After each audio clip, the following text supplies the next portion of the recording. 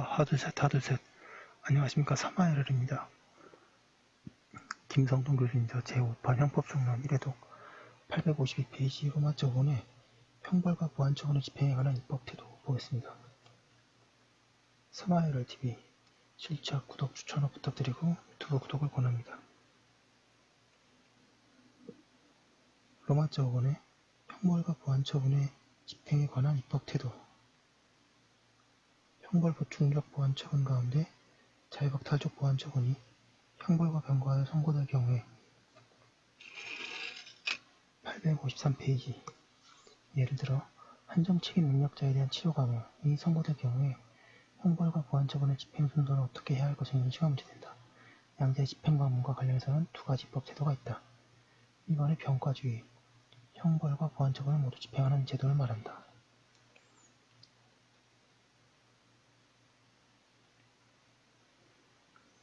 형벌이 책임 상세를 위해 부과되고 보완처분은 장래의 위험성을 제거하기 위해 부과된 것이라는 전제하에서 보면 두 가지 제재 수단은 그 본질과 목적을 달리하는 것이므로 범죄와 범죄 행위자에게 표현된 책임과 위험성은 각각 형벌과 보완처분이라는 별개의 제재 수단을 통해 대응되어야 한다는 점을 근거로 한다. 병과주의에서는 형벌을 보완처분보다 먼저 집행하는 것이 보통이다.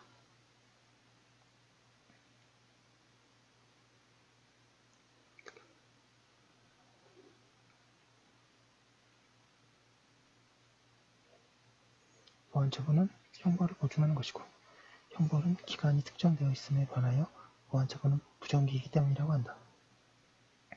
이탈리아, 프랑스, 네덜란드 형법이 채택하고 있는 태도이며 독일 형법상의 보호감호와 과거 우리나라 사회보호법의 보호감호와 같은 자유박탈적 보완처분뿐만 아니라 신상공개, 형집행 후 보호관찰, 약물치료 등도 여기에 속한다. 이번에 대체주의, 형벌의 집행을 보완처분의 집행으로 대신할 수 있도록 하는 제도이다.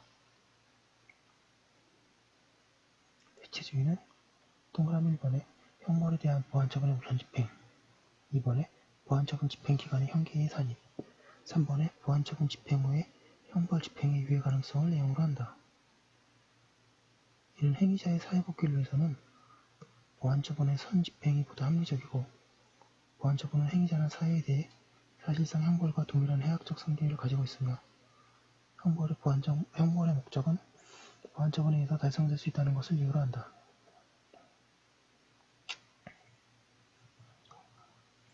스위스 형법이 채택하고 있는 제도이며 한정책임과 능력자에 대한 치료 감호와 관련해서 우리나라 치료감호법이 취하고 있는 입장이다.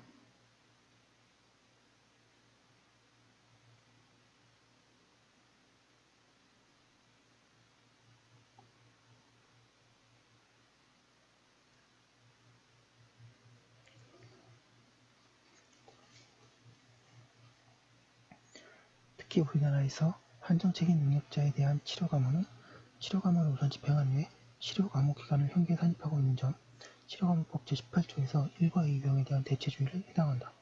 3번의 검토. 생각건대 치료감호와 보호감호의 경우 행위자와 사회에 대한 보완처분의 부과 목적 및 효과, 그리고 그 대상자가 서로 다르기 때문에 그 집행 방법에도 차이가 있을 수밖에 없다. 책임 능력자에 대해 부과되는 형벌 대체적인 보완처분이 치료감호의 경우에는 본래 형벌을 대체하기 위해 만들어진 것이므로 대체주의 집행 방법이 타당한 방법이다. 854페이지 하지만 책임 능력자에게 부과되는 형벌 보충적 보완 처분인 보호감호, 독일 형법의 보완감호 또는 구사회보호법상의 보호감호 경우에는 병과주의가 타당하다. 형벌은 책임 상수의 기능을 할 뿐이므로 형벌이 집행되더라도 재범의 위험성을 근거로 하여 사회방해 차원에서 부과되는 보완처분이 별도로 집행될 필요성은 사라지지 않기 때문이다. 물론 병과주의 하에서도 형벌과 보완처분의 본질상의 차이를 인정하는 전제하에서 보면 구체적인 집행 내용이 형벌과 차별되게 설계되어야 보호감호에 대해 따라붙는 명칭사기라는 비난으로부터 벗어날 수 있을 것이다. 더 나아가 이와 같은 형벌 보충적 보완처분의 경우라도 보완처분에 앞서 형벌을 먼저 집행한 후에 그 형벌 집행 기간 동안의 개선 교화를 통해 범죄자의 재범의 필요성이 제거되었거나